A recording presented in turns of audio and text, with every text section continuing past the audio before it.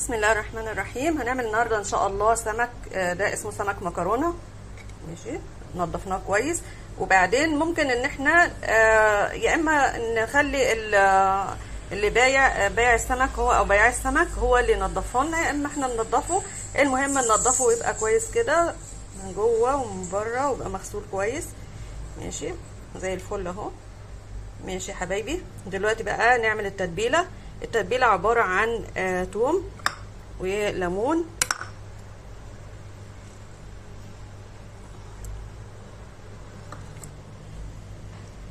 ودي كزبره ناشفه، ملح،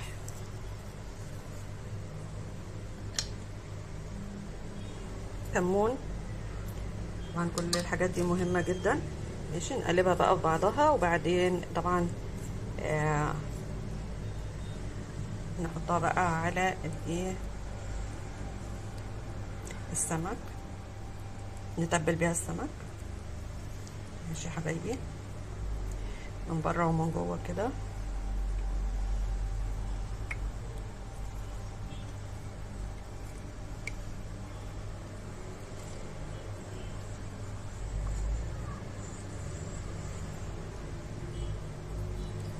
طبعا كمية التوم او كمية التوابل اللي احنا بنحطها بتكون على حسب عدد السمك، او على حسب وزن السمك الموجود، اللي هو كيلو 2، على حسب الكمية.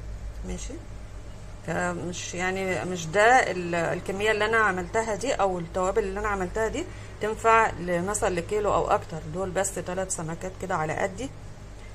ماشي، ودي كده تبلنا كل السمك. يكون برضو على حسب كل واحد بيحب الثوم كتير قليل. المهم بس نتبل كويس كده، ونسيبه بقى في التتبيله 10 دقايق ولا حاجه، او ربع ساعه، وبعد كده نبدا ان احنا نحمر او نقليه.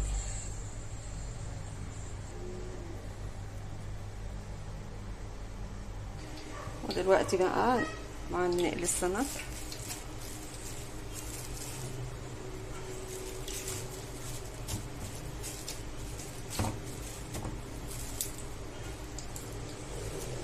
لازم ننفضه جامد كده من الدقيق، علشان الدقيق ده ما يتحرقش في الصينيه او في الطاسه.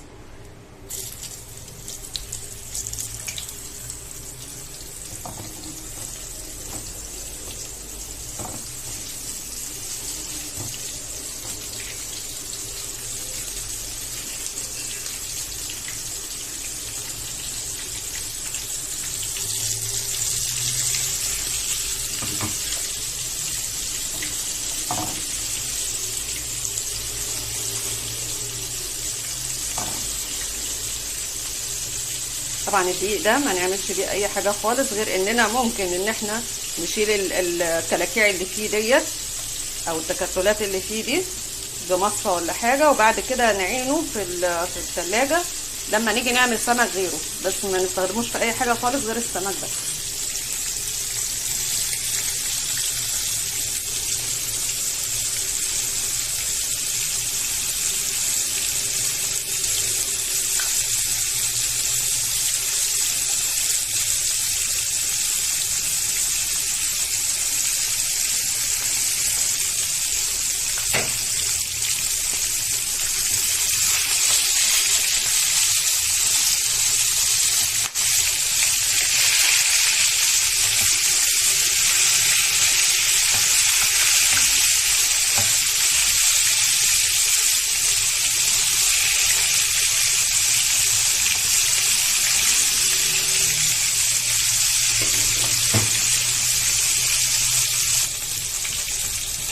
ودلوقتي السمك بتاعنا جاهز.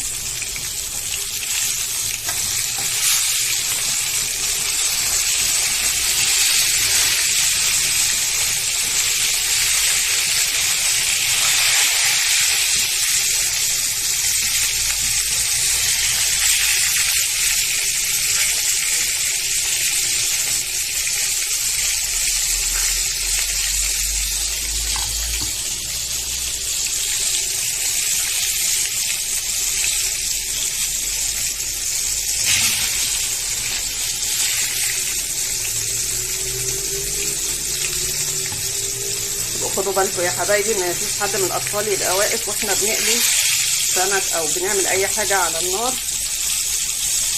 ماشي؟ عشان الحركه اللي انتوا شفتوها دلوقتي دي. ان شاء الله ربنا يحفظ الجميع يا رب ان شاء الله. كده خلاص. نعمل بقى الرز بتاعنا، الرز اللي بالصلصه الجميل ان شاء الله، تجربوه يعجبكم ان شاء الله. كده نقفل بقى هنا، نبدا. طبعا الصلصه دي باقيه من طبيخ قبل كده، هنستخدمها النهارده في الايه، في الرز ان شاء الله باذن الله تعالى. طيب هي عباره عن ايه الصلصه دي؟ حاجه بسيطه جدا، بصلايه شوحناها على النار وبعدين حطينا طماطم بس كده، ماشي؟ نزودها بقى شويه ميه على اساس ايه، عشان كده زياده للرز ان شاء الله. اما تغلي بقى نحط الرز. ودلوقتي نضيف الرز. الرز يا جماعه دي كوبايه رز بالمج ده، المج يعني مج الشاي. زي ما بقول لكم كده الكميه ديت يعني حاجه بسيطه على قد دي، واللي عايز يزود بقى يزود براحته على قد ايه عدد افراد الاسره. لا هو كده محتاج ميه تاني. هو الافضل طبعا ان احنا نحط الرز وبعد كده نشوف الاحتياج قد ايه، على اساس ان احنا نبقى عارفين هو هيحتاج قد ايه.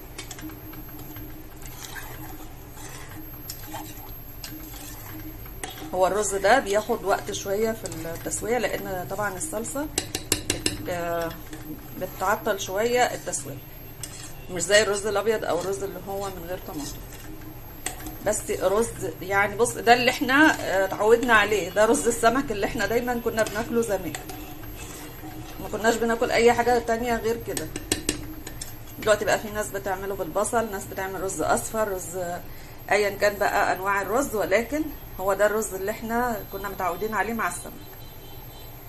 نستنى بقى لغايه اما يغلي، وبعد كده يغلي يعني يغلي جامد، يعني يغلي جامد، يغلي شويه كده، وبعد كده نغطي عليه ونسيبه يستوي. كده بيغلي كويس جدا، ماشي؟ خدوا بالكم عشان بيلزق تحت وكمان ممكن يتحرق. طبعا نبقى ايه معاه كده اول باول ونقلبه كويس، وبعد كده هنوطي عليه بقى ان شاء الله باذن الله. لا هيلزق ولا اي حاجه، هيبقى زي الفل، ماشي؟